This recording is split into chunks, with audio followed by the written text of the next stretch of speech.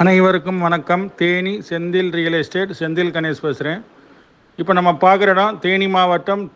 தேனியிலேருந்து குச்சனூருக்கு போகிற பாதையில் ஒரு 100 ஏக்கர் நிலம் விற்பனைக்கு வந்திருக்கு. அதாவது கலெக்ஷன் லேண்டு.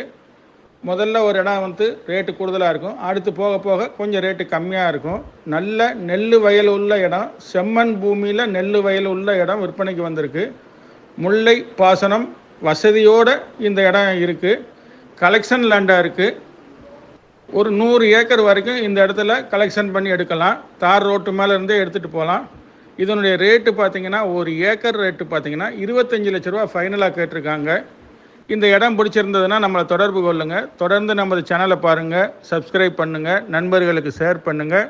நன்றி, வணக்கம்.